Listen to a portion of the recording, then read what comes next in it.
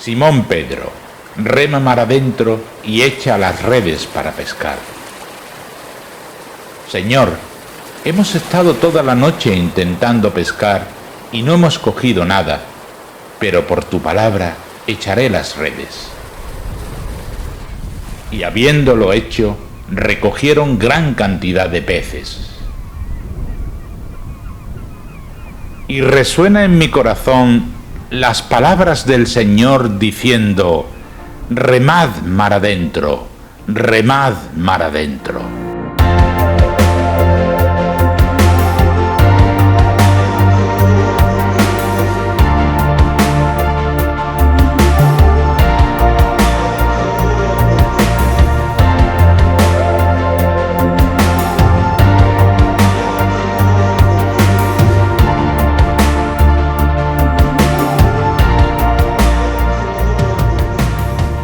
Hola amigos, bienvenidos a un nuevo programa que con el nombre de Mar Adentro pretendemos llevar hasta ustedes la máxima actualidad de la información concerniente sobre todo a la fe. Esa fe que nos mueve a tantos y tantos y que cada día deberíamos de ser más. Y Mar Adentro, qué bonito nombre para que sea dirigido por un hombre que sabe dirigir muy bien, que es don José Sánchez Herrera. ¿Cómo estamos, padre? Muchas gracias por atendernos. Gracias a vosotros y estamos bien. Bueno, ya sabéis que con esta situación tan compleja que vive la sociedad y vive nuestra querida Marbella, que yo digo que le falta un pulmón, ¿no? Porque en gran medida la falta de visitantes, de turistas, hace que una ciudad como la nuestra, que en gran parte su economía es movida por eso, pues está en un momento de especial dificultad. Pero espero y deseo que salgamos, tenemos que salir necesariamente. Bueno, vamos a empezar con las preguntas para entrar directo, yo creo que es lo mejor. Yo tendría que preguntarle algo que se pregunta a mucha gente. ¿Cuándo realmente las comunidades cristianas empezaron a llamarse iglesia? Pues muy prontito, porque es decir, el San Pablo en los Hechos de los Apóstoles se habla de que los seguidores de Jesús, en primer lugar en Antioquía se le llamó por primera vez cristianos. Y Pablo lo que hace la primera comunidad cristiana es la primera, por decirlo así, la primera iglesia es la iglesia de Jerusalén, pero Pablo dice, no, yo no me voy a dedicar a anunciar el evangelio a los que ya lo conocen. Y yo ni siquiera tampoco me voy a dedicar sino que me voy a ir al mundo pagano. Y Pablo se va, digamos, a ese mundo del Asia Menor, y donde él anuncia el Evangelio y van surgiendo pequeños grupos que se adhieren a Jesús o se bautizan y se van creando distintas iglesias. La iglesia de Corinto, la iglesia de Éfeso, la iglesia de Filipo, es decir, casi, digamos, no contemporáneamente con Jesús, pero desde una vez que Jesús va al cielo y manda a los discípulos a anunciar el Evangelio, nace ahí precisamente la iglesia. Y no nace una iglesia ordenada, organizada, con un papa en Roma, unos dicasterios. Nace una iglesia como pequeñas comunidades, cada comunidad es la iglesia entera, igual que ahora. La iglesia no son una serie de una iglesia que está en Roma y unas delegaciones que están en cada una de las diócesis, sino en cada diócesis, cada es la iglesia toda, ahí está. Lo único que hace falta es, para que sea la iglesia del Señor de verdad, que viva en perfecta comunión con el sucesor de Pedro, que es el obispo de Roma. Pero muy pronto empezaron las comunidades, pero evidentemente tenemos que pensar que no es una iglesia, no es la iglesia de una comunidad con un campanario, una campana, un presbiterio, unos altares laterales, no unos bancos, no. Era una cosa mucho más sencilla, mucho más doméstica, mucho más de andar por casa y evidentemente, pero sí con conciencia clara, que los bautizados eran la iglesia del Señor, ¿no?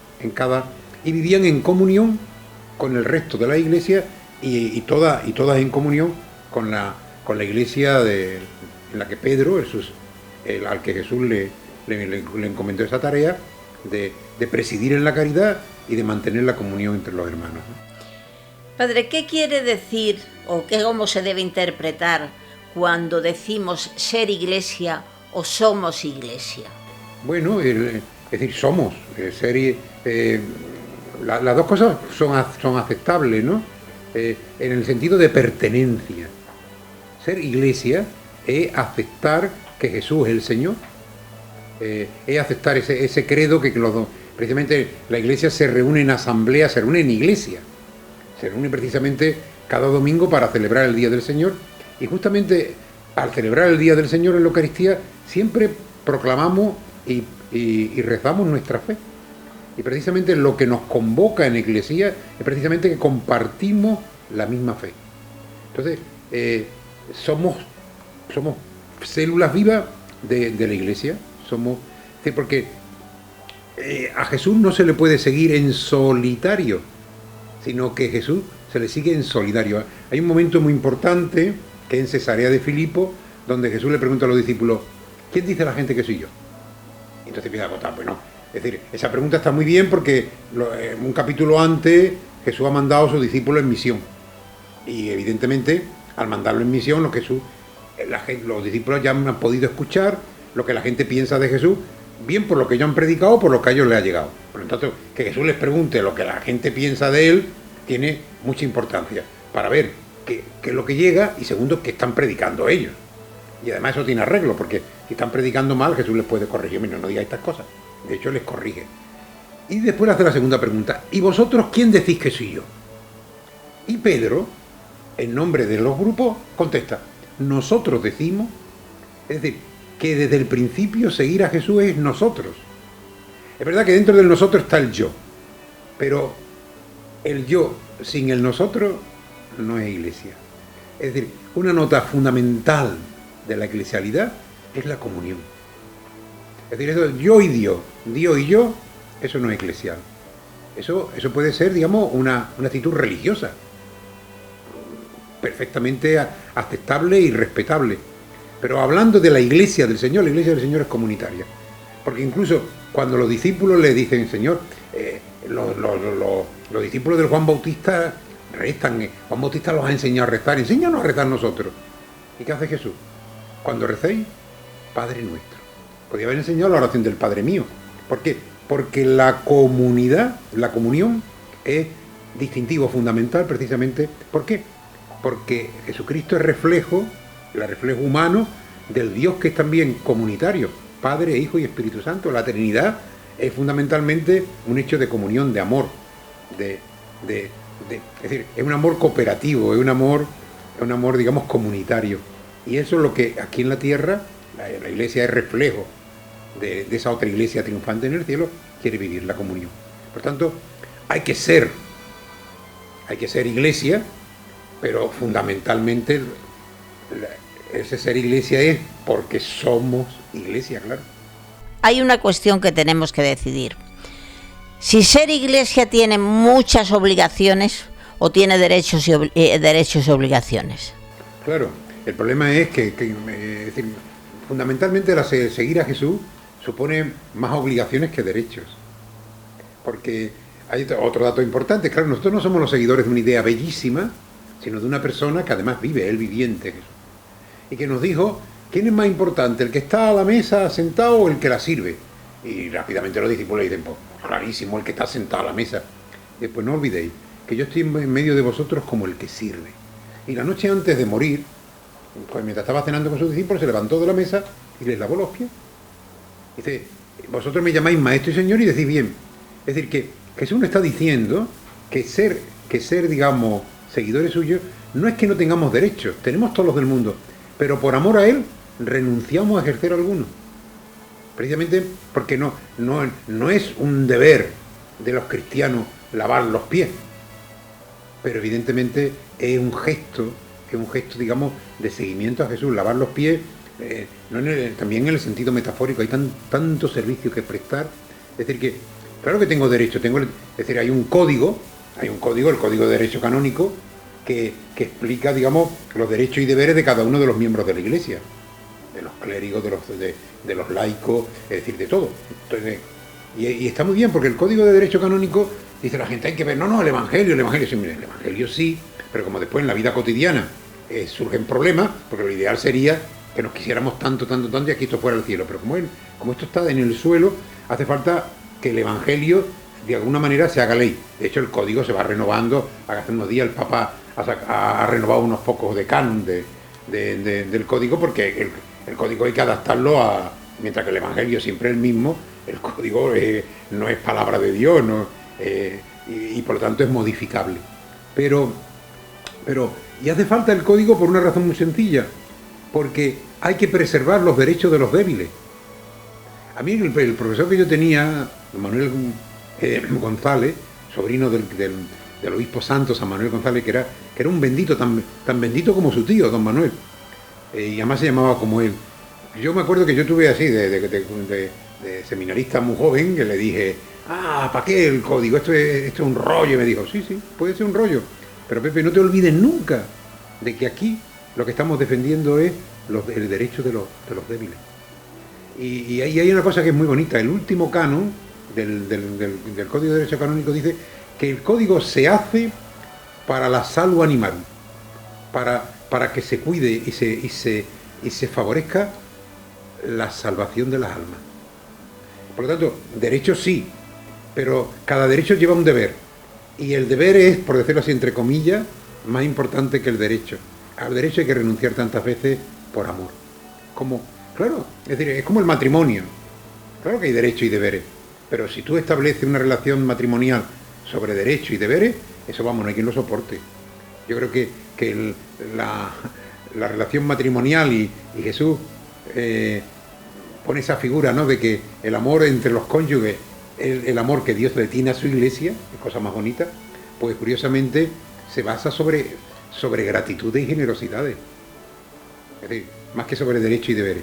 Pero sí, la iglesia contempla derechos que tienen los cristianos y por eso hay veces que fundamentalmente esos derechos se ejercen cuando el que tiene, entre comillas, más poder quiere oprimir o quiere, digamos, pasarse, que eso puede ocurrir.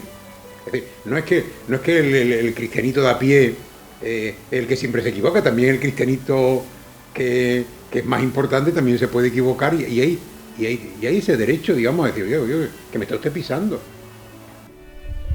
Precisamente por el débil tenemos que recordar una frase del Papa Francisco cuando dijo, quiero una iglesia, ¿cómo me gustaría una iglesia pobre para los pobres? Aquí podemos decir muchísimas cosas, usted nos lo va a aclarar, pero por ejemplo, recientemente la decisión que ha tomado el arzobispo Cañizares de Valencia, pues muchos la han interpretado como qué bien o ojo que hay peligro.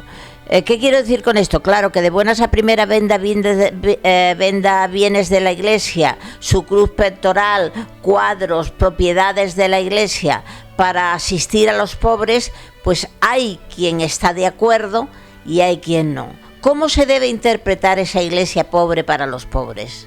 Bueno, yo estoy convencido de que, primero, que en esto el Papa no es original. Es sencillamente, bueno, él eligió el nombre de Francisco y bueno, el pobrecillo de Asís lo dejó muy claro, y además no contra nadie, porque además en ese momento en que en la iglesia estaban los cátaros y los albigenses cortando la cabeza a los ricos y todo, siempre ha habido ese puritanismo y todo eso, él lo hizo de otra manera, es decir, él desde la humildad, desde la sencillez.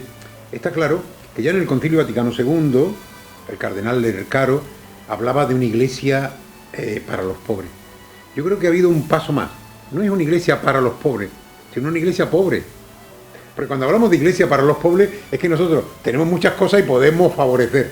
No se trata de tener muchas cosas y entonces ayudar a, sino de tener muy poquito para estar precisamente en el lugar de aquellos que menos tienen, ¿no? Y no hablo solamente de bienes económicos, hablo, digamos, de situarse en la sociedad no como un grupo de poder, sino como un grupo de servidores, ¿no? Lo de la anécdota, vamos, que es anécdota del señor arzobispo de Valencia, en primer lugar, ni él puede vender todo lo que quiera, porque no es suyo.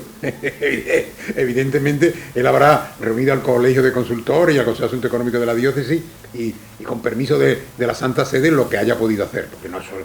Otra cuestión es que el cardenal Cañizares, su pectoral, su anillo o todo lo que quiera que sea suyo lo puede decir, lo que es de la diócesis no es suyo, entonces evidentemente me imagino que habrá pasado toda una serie de filtros y tal. Si tú me preguntas a mí, yo estoy convencido que en la medida en que la Iglesia, y en esto el Papa Francisco yo creo que tiene toda la razón del mundo, sea más pobre, y no solamente en el sentido de bienes materiales, sino digamos de nada de poder, nada de manejo, nada de influencia, es decir, sino una iglesia servidora, una iglesia samaritana, ¿no? Como el Señor. El Señor, que al que seguimos, pudiendo ser el más rico, se hizo el más pobre, ¿no? Y por eso llama la atención, por ejemplo, ¿por qué ha escandalizado que algunos obispos se salten la cola? Pues, bueno, yo estoy convencido que no son unos malvados, para nada. Pero la iglesia, la gente siempre mira a la iglesia como un referente de buenas prácticas, un referente moral, como desgraciadamente el tema, por ejemplo, de la pederastia. No es el común denominador en la iglesia, pero basta con que uno lo haga. Es muy duro, es muy fuerte, porque la iglesia tiene que ser un referente de buenas prácticas, un referente moral, como es su Señor. Es verdad que somos pecadores, pero evidentemente, por eso decía el Papa, tolerancia cero, y tolerancia cero con todo lo que pueda escandalizar a los sencillos, ¿no?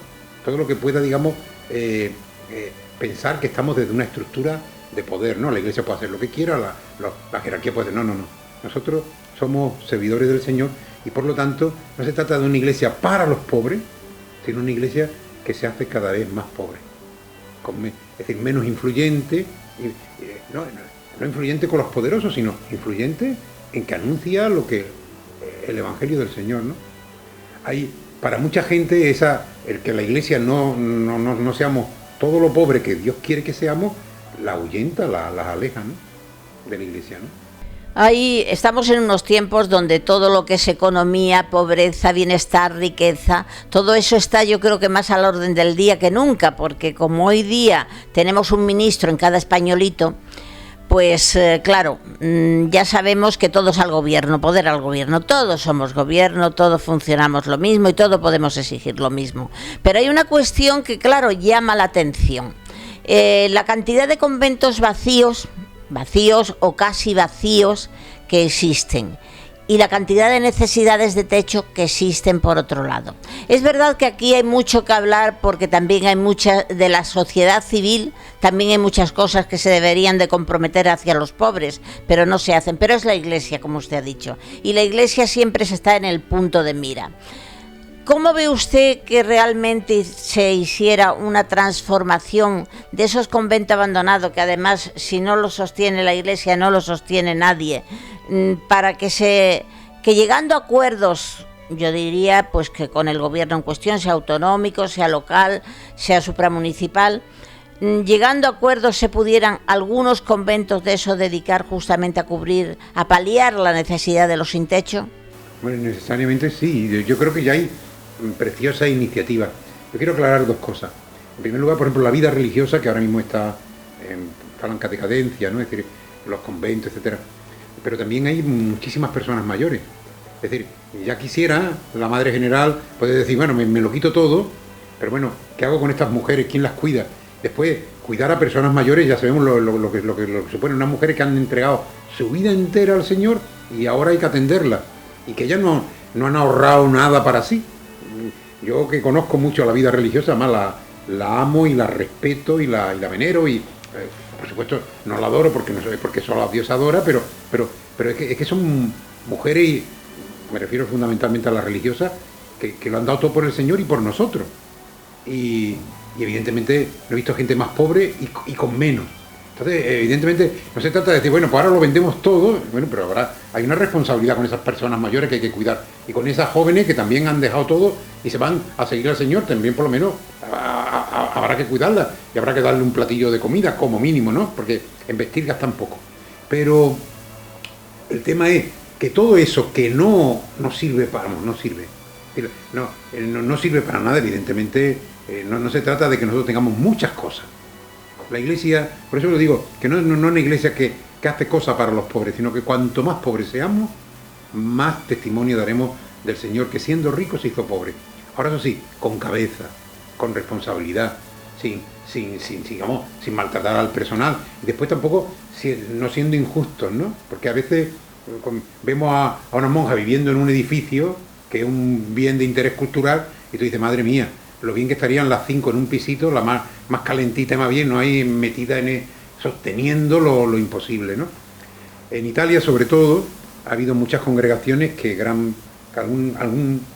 mucho de su patrimonio que no es vendible, lo han transformado en eso. Los jesuitas llevan delantera, ¿no? con Entrecultura, con la solidaridad con los inmigrantes, etcétera, y lo que han ido es transformando muchos seminarios, muchas residencias, etcétera, en lugar de acogida para inmigrantes, ¿no?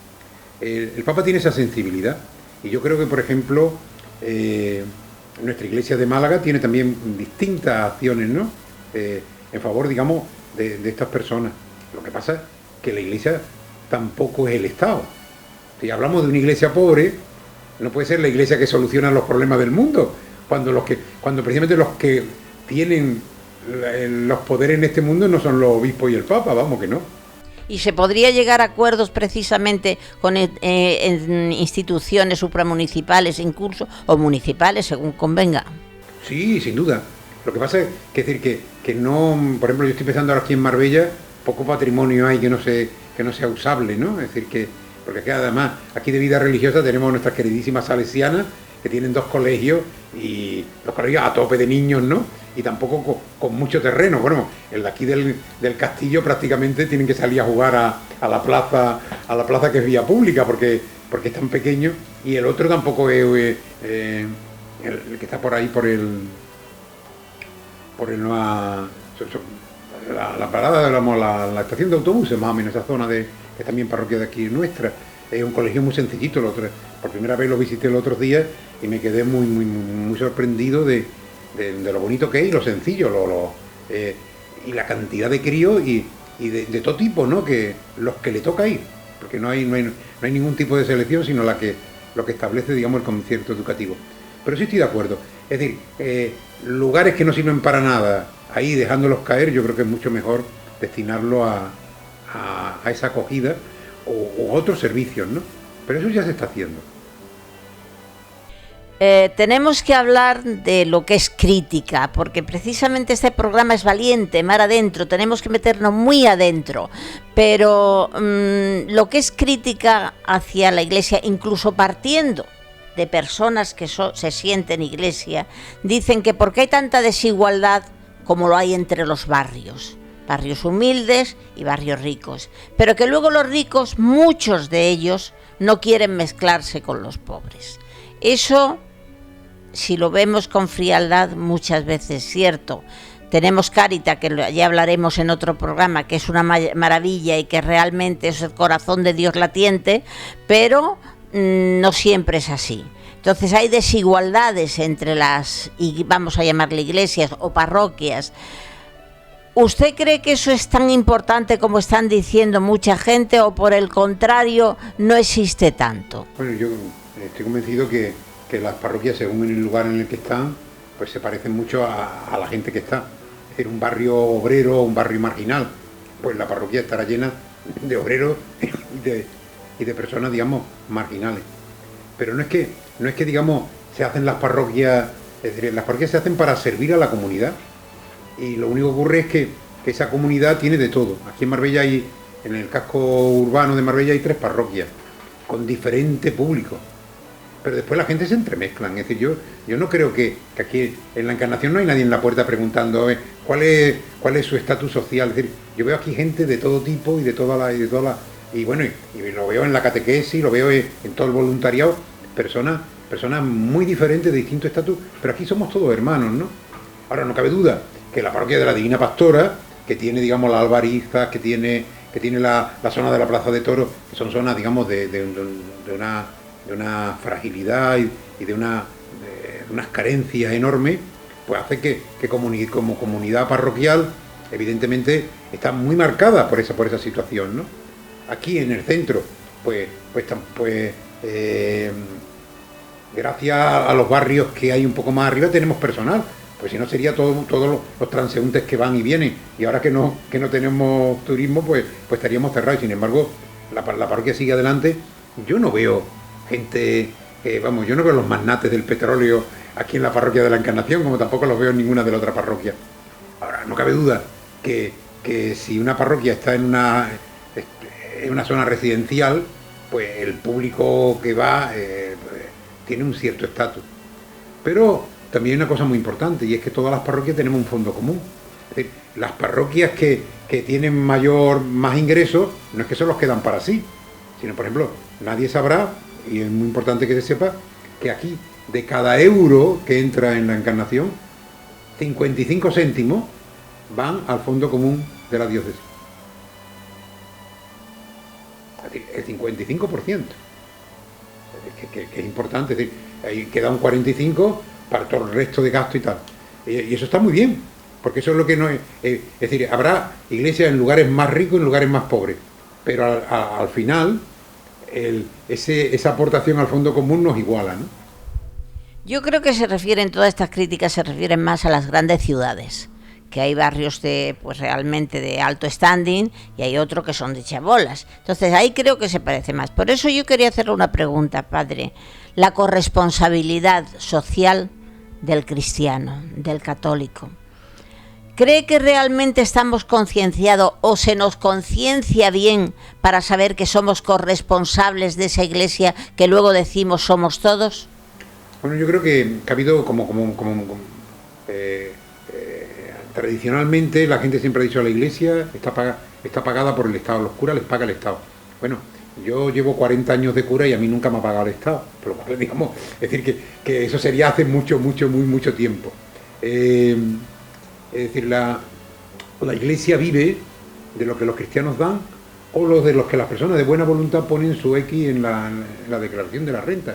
El Estado no le da nada a la iglesia, nada que no sea, digamos, lo que ya alguien haya puesto, digamos, como deseo, que quiero que parte de mis impuestos pues vayan destinados precisamente al sostenimiento y a lo que la iglesia hace. Con lo cual, evidentemente, se me ha ido un poquito la pregunta, pero sí, la corresponsabilidad social. ¿qué ha ocurrido? Pues que la gente, creyendo que todo nos viene de fuera, pues está costando. Y de hecho ahora estamos intentando que la familia, las personas, los grupos se comprometan en sostener su iglesia, que no es solamente el cura. Es decir, si la iglesia la parroquia de la Encarnación, que es la que yo conozco más ahora, ¿no? Pues necesitan 1.200 euros al mes para luz, por gastos de energía, y todavía hay alguien, cuando está alguna luz apagada, entra y dice: ¿está muy triste la iglesia? Y yo digo: sí, a mí me encantaría, vamos, que esto fuera la feria de Sevilla, pero cuando llega los recibos de la luz, pues, es decir, que yo creo que se va creciendo, pero nos ha hecho mucho daño el pensar que todavía mucha gente piensa, primero, que somos ricos, segundo, que el Estado nos subvenciona y nos lo paga todo, y no es así, claro que no. Entonces, ya la pregunta para terminar, porque es obvio que estamos en una pandemia, estamos en una crisis, está claro que todo el mundo lo está pasando mal, que no se trata de uno ni dos, pero también me doy cuenta de que la Iglesia sigue afrontando vamos a decir, el sufrimiento de todos y cada uno de los feligreses, sean de la nacionalidad, raza o credo que exista. ¿Cómo lo está pasando la Iglesia en estos momentos, que creo que no puede llegar a cubrir todo lo que quiere? Yo creo que hay dos temas, ¿no? Es decir, en Marbella en concreto, y lo he hablado con los otros compañeros, hermanos sacerdotes, ¿no? Pues los ingresos se han reducido a un 30% prácticamente, y quizás en esta parroquia de la Encarnación más que en ninguna, porque era sostenida más por transeúntes que quizás que la Divina Pastora o el propio Calvario, pero bueno, todo el mundo ha notado esa bajada. Y por otro lado hemos notado esa mayor necesidad de apoyar, digamos, los proyectos de Cáritas. Y bueno, si por un lado ingresamos menos y por otro lado el gasto sube, sobre todo, digamos, en el tema social, pues estamos en un momento de especial dificultad. Pero también tengo que decir de la generosidad, ¿no? De colectivos, de personas, y que también en estos momentos se dan cuenta, ¿no? Y dicen: bueno, pues tenemos que hacer un esfuerzo mayor, ¿no? de ayuda, de colaboración, ¿no? A mí me decían: bueno, la parroquia de la Encarnación no tiene ningún problema porque la sostienen los transeúntes, los veraneantes, los no sé cuántos. Yo he llegado, aquí no hay veraneantes, ni hay turismo, ni hay nada de nada, y se va sosteniendo, lo cual demuestra que son los propios cristianos la Parroquia de la Encarnación las que la sostienen. Y yo creo que eso hay que aprovecharlo. Eso es muy importante, que tomemos cada vez más conciencia de que este bello templo que heredamos desde 1500 y pico, que está digamos, este templo aquí en medio, ¿no? Y todo lo que hay alrededor de la parroquia nos pertenece a nosotros, a la gente de Marbella que vive aquí, y que somos nosotros los que nos tenemos que sostener. Que viene alguien de fuera y nos ayuda, pues estupendo, pero en principio a nosotros nos toca, y después crecer no solamente en el sostenimiento de las necesidades de nuestro templo, sino también en aquella pregunta que Dios hace, ¿no? ¿Dónde está tu hermano? Y esa pregunta está ahí, y esa pregunta la tenemos que responder, y eso pasa también porque tenemos que ser solidarios, no solamente dar, sino darnos, ¿no? Muchísimas gracias, padre. A ti, Inmaculada. Lo que sí es cierto que es un placer, de verdad, entrevistarle, porque no se queda usted sin respuesta, está claro, nos deja sin preguntas. Nada, mujer, que va. Encantado, encantado. Tenemos que despedir este programa dándole las gracias y en el deseo que continuemos en la misma línea, siendo valiente y diciendo aquí estamos nosotros porque remamos mar adentro. Gracias. Un precioso título ese de Mar Adentro. Llegamos al final del programa y donde ustedes son quienes tienen la palabra. Esa palabra que tanto nos gusta a nosotros recibir, de crítica o aplauso, lo que ustedes quieran, porque este programa no tendría razón de ser si no estuvieran ustedes ahí. Gracias.